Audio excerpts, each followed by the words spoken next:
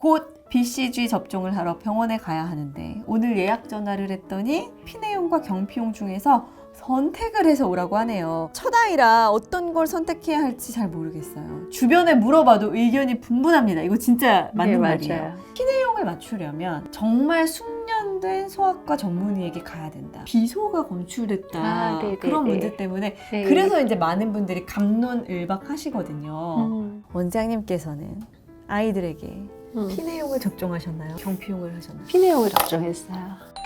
있었거든요. 육아 혼자 고민하지 마시기 바랍니다. 오늘도 저희가 나섰습니다. 아이돌맘 아나운서 박은영입니다. 반갑습니다. 자, 그리고 우리 아이들 병원 조기애 원장님 오셨습니다. 어서 오세요. 안녕하세요. 네. 소아청소년과 전문의 조기입니다. 오늘은 예방접종에 대한 네. 이야기를 나눠볼까 합니다. 아이 키워보신 분들 다 아실 거예요. 태어나서부터 1년 동안은 무슨 주사가 그렇게 많은지. 그쵸, 많죠. 예. 자, 일단 태어나자마자 신생아실에서 맞는 예방접종이 있죠. 네, 그때 비형 간염 1차 접종은 이제 엄마 정신 하나도 없을 때 네. 아기가 당일에 하나 맞는 게 있습니다. 그리고 나서 두 번째가 BCG. 검색창에 쳐보시면 막 그 후기부터 다 나와 있고요. 아, 네. 유튜브 찾아보면은 이 BCG에 대한 내용 영상들이 엄청나게 네, 많습니다. 맞아요. BCG 접종할 때부터는 엄마 결정을 해야 되죠. 네. 그래서 결론을 어떻게 내셨어요? 저는 그냥 저기 경피용으로 맞췄습니다. 아, 네. 어떤 점 때문에 그렇게 맞죠? 어떤 점 때문이냐면 피내용을 맞추려면 정말 숙련된 소아과 전문의에게 가야 된다. 왜냐면 이게 포를 뜨듯이 피부 층과 층 사이에 딱 정확하게 놔야 되는데 또 아기가 울고 막 어리고 이러다 보니까 숙련되지 않은 분들이 간혹 있을 수 있다. 그리고 바늘을 찌르는 것보다는 도장을 꼭 찍는 게 덜 아프지 않을까 이런 내용 때문에. 그리고 또 피내용을 고집하시는 분들은 왜 한동안 비소가 검출됐다. 아, 그런 문제 때문에 네. 그래서 이제 많은 분들이 갑론을박 하시거든요. 자, 일단 오늘의 그럼 상담 내용부터 네, 한번 맞아요. 살펴보겠습니다. 곧 BCG 접종을 하러 병원에 가야 하는데 오늘 예약 전화를 했더니 피내용과 경피용 중에서 선택을 해서 오라고 하네요. 첫 아이라 어떤 걸 선택해야 할지 잘 모르겠어요. 주변에 물어봐도 의견이 분분합니다. 이거 진짜 맞는 네, 말이에요. 맞아요. 2개월 때부터는 맞아야 하는 접종이 많은데 하루에 다 맞아도 되나요? 아기가 힘들어할까봐 나눠 맞히는 게 좋을까요? 이것도 진짜 많은 엄마들의 네, 고민입니다. 맞아요. 일단 BCG부터 한번 알아보죠. BCG는 꼭 꼭 맞아야 되는 거죠. 네, 꼭 맞아야 되는 겁니다. 그 결핵을 예방하는 접종이라고 보통 알고 계시잖아요. 근데 결핵균이 우리 몸에 들어오는 걸 막아주는 건 아니에요. 근데 결핵균이 우리 몸에서 전신으로 퍼져나가는 거를 막아주거든요. 요즘 결핵이 어딨어? 생각하시는 분들도 계실 것 같은데. 아, 네. 애기 결핵균 많이 있고요. 옛날에 비해서는 많이 줄었지만 우리나라에는 아직도 결핵 환자가 많이 발생을 하고 있습니다. 그래요? 예, 어른들은 결핵에 걸리면 폐결핵, 임파선 결핵 이렇게 해서 약 먹고 끝나잖아요. 네. 근데 애기들 같은 경우에는 BCG를 치명적인가? 맞지 않으면 결핵균이 온몸으로 퍼져나가요. 그래서 속립결핵 또는 결핵성 뇌수막염, 이거는 생명하고 바로 직결되는 그런 중증결핵이거든요. 네. 이런 중증결핵을 예방해 주는 게 BCG이기 때문에 꼭 맞아야 됩니다. 경피용으로 맞추실 건가요? 피내용으로 맞추실 건가요? 옛날 불주사라고 했잖아요. 네네. 바늘로 이제 피내용을 맞추면 사실 하나만 딱 남으니까 대신 약간 부풀어 오르죠. 네네. 피내용은 한 개만 남잖아요. 네. 근데 경피용은 그걸 이제 분산시키는 거죠. 18개 바늘 자국으로. 피내용은 또 무료로 보건소에서도 맞을 수가 있어요. 네, 맞아요. 경피용은 가격이 비쌉니다. 이게 이렇게 생각하시면 돼요. 보호자한테 경피용으로 맞을지 피내용으로 맞을지를 선택하게 한다. 이거는 둘 중에 어떤 걸 선택하더라도 접종 효과나 부작용에서 큰 차이가 없기 때문에 그렇습니다. 근데 피내용을 하지 않는 병원들이 또 있어요. 그럼 그냥 경피용이 더 안전한 건가? 뭐 이렇게 생각을 하기도 돼. 그러니까 이게 숙련된 의사 선생님을 우리가 찾기 힘드니까 그냥 안전하게 경피용을 저는 선택. 숙련되지 않으신 분들은 안 해요. 아예 안 해요. 네, 피내용 접종이라는 게 보통 일이 아니에요. 그 아기의 피부라는 게 네. 1mm가 안 되거든요. 그 안에 표피하고 진피가 있어요. 네. 표피와 진피 사이에 니드를 꽂고 바늘을 꽂고 그 접종약 전체가 들어갈 때까지 다 집어넣어야 되는데 아기가 가만히 안 있죠. 네. 꼬물꼬물 계속 움직이잖아요. 네. 이 움직이는데 거기다가 바늘이 빠져나가지 않게 꽂고 접종약 전체가 다 들어가야 돼요. 그러니까 이거는 정말 접종자의 숙련도가 접종의 정확도를 좌우하거든요. 만약에 하고 계신 분들이 있다면 그 접종의 숙련도가 높으신 분들이에요. 그런 분들이 하고 있기 때문에 그런 병원을 주위에서 찾을 수 있다면 접종을 하셔도 좋겠습니다. 지금 보면은 어쨌든 모든 소아과에서 피내용을 맞추지 않는다는 것은 소아과 자체에서도 좀 꺼린다는 얘기인 거잖아요. 반대로 말하면. 아니에요. 피내용을 안 하는 이게 중요한 이유 중에 하나인데요. 네. 피내용을 하나를 뜯으면 10명 정도 접종을 해야 되거든요. 네. 웬만큼 접종이 많은 병원이 아닌 이상 피내용 한 번 뜯으면 4시간 안에 사용하고 4시간 안에 못 쓴 건 버려야 돼요. 다 버리고 있습니다. 네. 그러니까 웬만큼 접종이 많은 병원이 아닌 이상 한 병원에 피내용 접종하는 애가 4시간 안에 10명이 올 확률이 많지가 않죠. 그렇죠. 그러니까 한 명만 접종하고 9개는 다 버리는 경우가 빈번하거든요. 그러니까 정말 접종이 많은 병원이 아니면 네. 피내용을 접종하기가 어렵습니다. 근데 경피용 같은 경우는 일회용 한 명씩 포장이 되어 있잖아요. 개별 네. 포장. 그러니까 딱 뜯어서. 하나만 딱 뜯어서 쓰면 되니까 접종이 많지 않은 병원에서는 경피용을 접종하는 게 많겠죠. 보건소에서 피내용 접종을 하잖아요. 이게 피내용 접종 잘못 알고 계시는 분들은 이게 피내용은 WHO에서 공인한 거, 그다음에 경피용은 아니다 이렇게 생각하시는 분들이 있는데 둘 다 WHO에서 공인을 하고 있는 접종 맞고요. 그래서 피내용, 경피용 둘 다 WHO에서 인정하고 있는 접종인데 네. 우리나라 국가예방접종에서는 피내용만 지원을 하고 있어요. 근데 그거는 효과 때문에 그런 거는 아니에요. 그래서 피내용만 지원을 하고 있다 그러면 얘는 무료고 얘는 비용이 있다는 거죠. 또 한 가지는 얘가 국가에서 지원을 하는 접종이기 때문에 부작용이 생겼을 때 얘는 국가보상 대상이고 얘는 대상이 아닙니다. 근데 이제 부작용이 생길 확률이 너무너무 낮기 때문에 그것까지 고려를 하실 필요는 없을 것 같아요. 근데 이게 보통 이제 딱지가 않기도 하고 완전히 아무는 데까지 좀 시간이 걸리나 봐요. 네. 지금 3개월 넘었는데도 약간 오돌토돌하거든요. 네, 맞아요. 괜찮은 이게 거예요? 애기들마다는 차이가 있는데요. 이게 좋아졌다가 또 나빠졌다가 반복하기도 하면서 아기가 한 1년 정도 되면 이제 반응이 자리를 잡거든요. 네. 피내용 같은 경우도 이제 접종하고 2주, 2주 지난 다음부터 거의 1년 사이에 이렇게 골맞다가 좋아졌다, 골맞다가 좋아졌다를 반복할 수도 있어요. 네, 그래서 어떨 때는 뭐 이렇게 하나도 반응이 없어요 하고 있다가 네. 뒤늦게 굽는 경우도 있기 때문에 맞아요. 애들마다 좀 반응이 다를 수 있다라고 생각하시면 될 것 같아요. 아니 근데 의사 선생님 입장에서도 좀 힘들 것 같아요. 일단 알코올 솜을 묻히는 순간부터 애들은 막 하고 울거든요. 근데 그렇죠. 그거를 바늘이 들어가기 전에 어떻게 아는지 붙잡기만 해도 맞아요. 알아서 울어요. 신기하게 붙잡기만 해도 울어요. 근데 흔들림 없이 그 바늘을 진피와 표피 사이에 꽂아서 약을 쫙 주입하려면 얼마나 멘탈로는 안 될 것 같은데요. 진짜 접종을 할 때는 보호자분도 가까이 오지 말라 그러거든요. 이게 니들 팁이 정말 얼마나 그 얇은 사이에 딱 들어가 있지, 조금만 깊이 들어가면 부작용이 증가해요. 피하로 들어가면 딱 피부랑 피부 사이에 들어가야 되거든요. 그러니까 정말 집중을 해서 피내용 접종할 때 부모님 의사한테 말을 걸지 마십시오.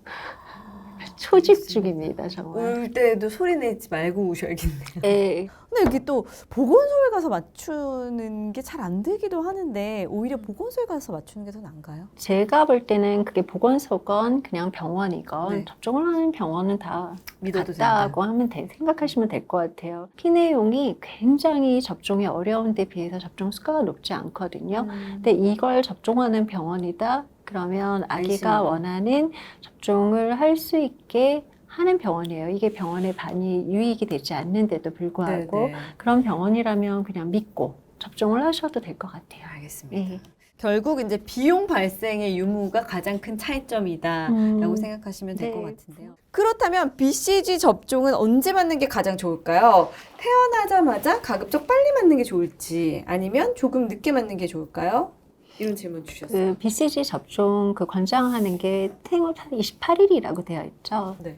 28일 전에는 아무 때도 맞아도 되는데 그 약간 뒤에 맞을수록 부작용이 살짝 감소한다고 되어 있습니다. 그래서 그래서 요즘 태어나자마자 조금 늦게 맞춰요. 네네 태어나자마자 너무 빨리 맞지 말고 그 1차 영유아 검진 날짜가 14일에서 35일이죠. 맞아요. 그게 왜 그렇게 정해졌냐?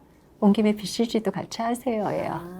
그렇군요. 네, 그래서 BCG를 맞는 가장 많은 연령대의 아이들이 몰리는 그 시기에 1차 영유아 검진 기간이 정해져 있는 거거든요. 네. 그래서 생후 14일에서 35일 가급적이면은 한 달 전후 됐을 때 영유아 검진도 받으면서 BCG를 하는 게 제일 좋을 것 같습니다. 네. BCG 접종을 한 후에 좀 주의할 점이 있을까요? 딱히 없어요. BCG 접종을 한 다음에는 딱히 열이 나거나 이가 붙이는 증상이 없고요. 네. 그다음에 나중에 여기가 이제 골마서 이제 자국이 바늘이 남을 수 있다는 사실을 미리 아시고 여기를 문지른다든가 뭔가 이제 연고를 발라준다든가 테이프를 붙여준다든가 고름이 생겼을 때 짠다던가 이런 거 하지 말고 그냥 가만히 두시면 되거든요. 네. 아무것도 안 해주시고 가만히 두시는 게 포인트예요. 근데 만약에 고름이 터져가지고 네. 고름이 흘러나오면 그것만 이렇게 닦아주시는 걸로. 그 다음에 접종 당일만큼은 아무래도 물이 안 닿는 게 좋겠죠. 그래서 많은 그렇습니다. 부모님들이 목욕을 시켜가지고 맞아요. 오시잖아요. 네. 네, 그렇게 하시면 좋을 것 같아요. 반대로 고름이 잡히지도 않고 바늘이 안 남으면 접종을 다시 해야 되냐? 전혀 아닙니다. 그건 이게 아니에요. 고름이 잡혔다, 반응이 심하게 생겼다가 접종 효과를 의미하는 게 아니거든요. 네. 그래서 아기가 이제 고름이 잡히지 않고 나중에 보니까 접종 자국도 없는 거예요. 그러면 다시 검사를 하고 재접종을 해야 되나요? 이렇게 물어보시는 분이 있는데 네. 그렇지 않습니다. 접종만 정확하게 됐다면 재접종은 필요하지 않습니다. 근데 이 많은 백신을 정말 꼭 다 맞아야 되는 건지 엄마로서 좀 궁금하기도 하고 또 간혹 어떤 엄마들 경우에는 진짜 꼭 맞아야 되는 필수 접종 외에는 전 다 안 맞춰요. 이런 엄마들도 있거든요. 또 우리나라에서 여기에 지금 대해서. 엄마들이 하는 대부분의 접종은 다 필수 접종이거든요. 아. 네. 선택 접종이 많지가 않죠, 우리나라는. 그럼 돌 때까지는 일단 맞으라는 건 다 맞는 게 맞아요? 그냥 접종, 표준 예방접종 일정표에 네. 나와 있는 모든 접종은 다 맞는 게 좋습니다. 근데 아기가 이거는 그냥 걸려서 넘어가도 좋은 질병은 접종약을 개발하지 않아요. 접종약을 개발하는 데는 굉장히 많은 비용이 들기 때문에 우리가 걸려서 앓고 지나가도 되는 병에 대해서는 접종약을 개발하지 않아요. 그러니까 우리가 지금 맞고 있는 애들은 걸리면 큰일 나는 병들이다라고 생각을 하시면 되는데 듣보잡이죠. 왜냐하면 주변에서 뇌수막염에 걸린 애를 본 적도 없고 그냥 바이러스성 뇌수막염은 많지만 네. 그 무서운 세균성 뇌수막염들 그 다음에 홍역에 걸린 애도 본 적이 없잖아요. 네. 이렇게 내가 듣도 보도 못한 이런 병들을 예방하기 위해서 이 많은 접종을 애들한테 맞춰야 되냐. 이게 이렇게 된 지가 얼마 안 됐어요. 근데 요즘에 홍역 접종을 잘 못하는 데가 생겼죠. 유럽에서도 그렇고 아시아에서도 그렇고 미국에서도 그렇고 그래서 접종 공백이 살짝 생기니까 요즘에 또 홍역 늘었어요. 환자가 다시 늘고 있잖아요. 그러니까 우리가 집단 면역이 생겨서 나도 보호할 뿐 아니라 내 친구도 보호하게 되면서 유치원도 학교도 직장도 다니고 사교 모임도 할 수 있는 거거든요. 네.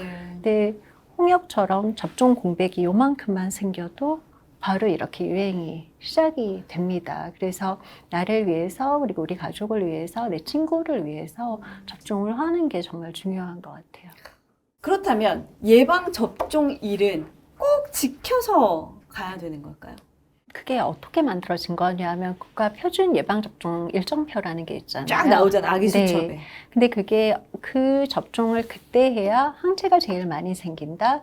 첫 번째가 그 조건이 그거고요. 두 번째는 그때 접종을 해야 이 병을 안 앓고 지나갈 수 있다를 연구해서 네. 많은 과학자들이 연구해서 언제 시작해서 얼마 간격으로 몇 번을 맞고 언제까지 접종을 끝낸다라는 게 만들어진 거예요. 그러니까 접종의 효과를 내가 최대로 보고 싶다. 그러면 그 표준 예방접종 일정표에 맞게 맞춰야 접종 효과를 최대로 볼 수 있는 거죠. 근데 아기가 아프다. 여행을 간다. 그래서 접종이 좀 미뤄지게 되면 그 가능한 가장 빠른 날에 그 빨리 맞추시는 게 좋습니다. 최대한 지켜서 맞추는 네, 게 네. 좋다. 이런 경우도 있어요. 어떤 아이의 경우에는 열도 안 나고 잘 넘어가는 아이가 있는가 하면 또 어떤 아이는 예방접종 하고 나서 막 고열에 시달리기도 하고 좀 하루 동안 그날 밤에 고생하는 경우도 있단 말이에요. 네, 칭얼거리고 맞아요. 보채고 이것 때문에 또 꺼려하시는 분들도 계시는데 이게 아까 제가 예방접종을 꺼려하시는 분들이 무서워하지 말고 우열하지 말고 이거 예방접종을 꼭 해야 된다고 말한 이유를 이제 말씀을 드릴게요. 네. 우리 몸에 정상적인 면역 체계를 아이가 갖고 있잖아요. 네. 그러면은 접종을 맞았어요. 그러면 면역 체계가 일을 해야죠. 음. 일을 해서 항체를 막 만들어내는 거, 쉬지 않고 만들어내는 네. 거예요. 그래서 면역 체계가 활발하게 돌아가다 보면 우리 몸이 열도 날 수 있고 또 좀 몸이 아플 수도 있고 옥신옥신할 수도 있고 이렇거든요. 네.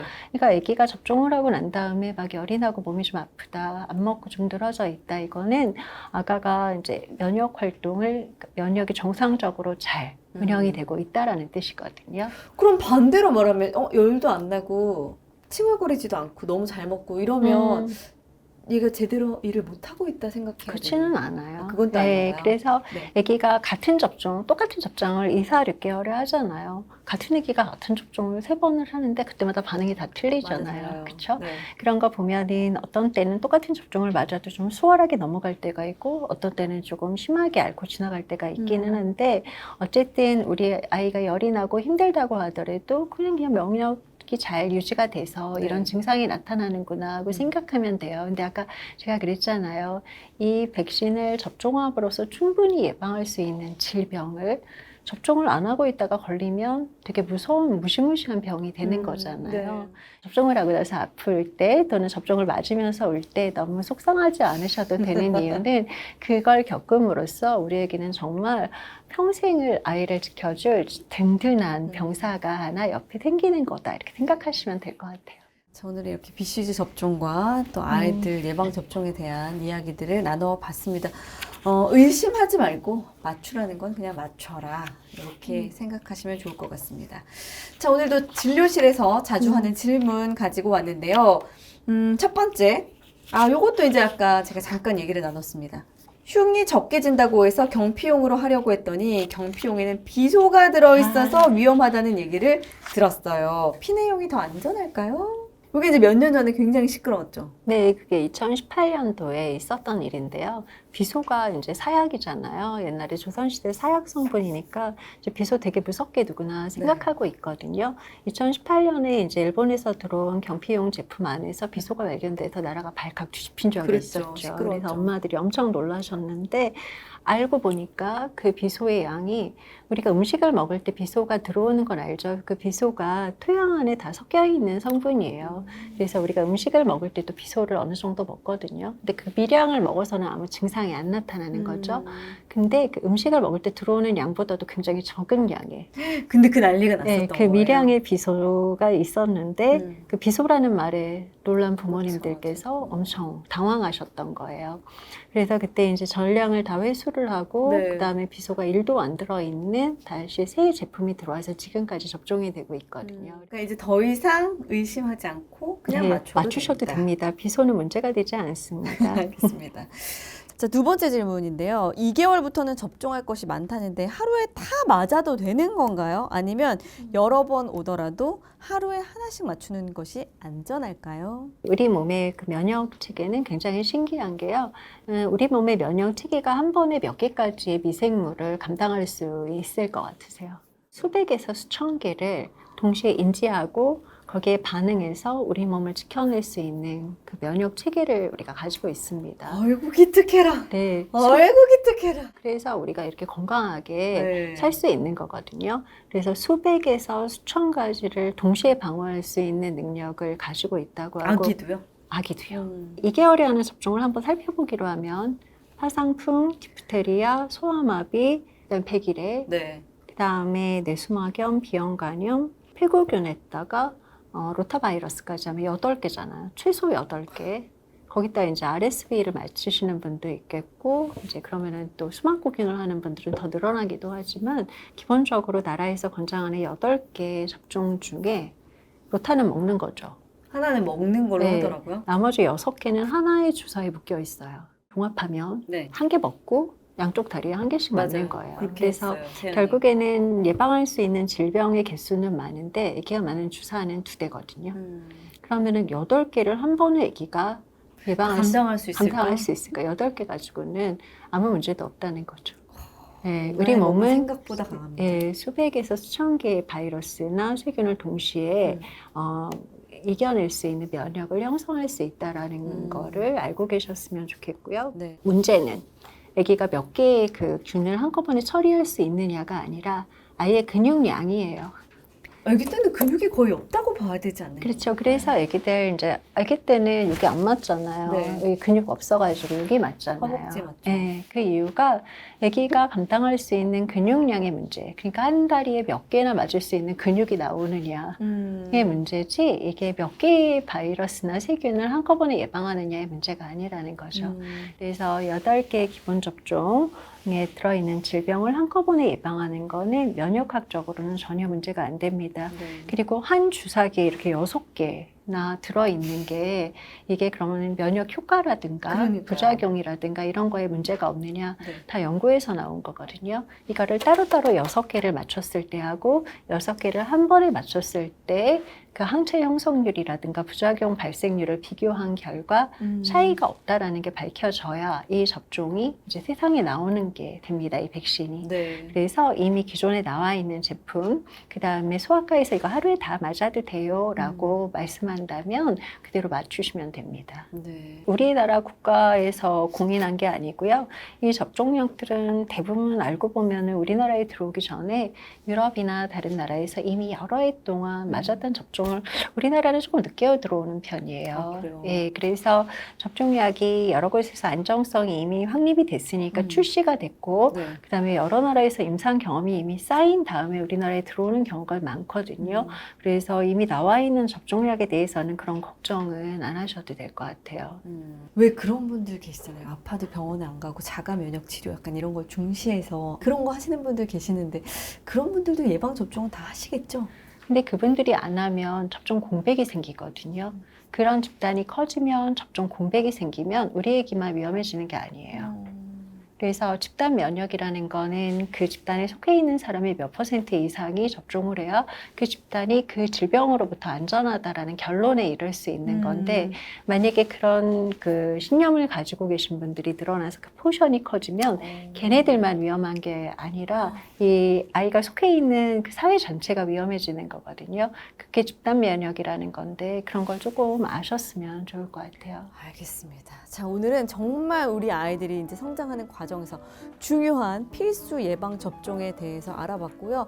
너무 고민하지 마시고 BCG 그냥 본인 엄마의 선택대로 맞추시면 되겠고 네. 필수 예방 접종은 의심하지 말고 모두 맞히는 게 모두에게 좋은 길이다라는 걸 명심하면서 오늘 시간 마무리하도록 하겠습니다. 네. 원장님 감사합니다. 감사합니다.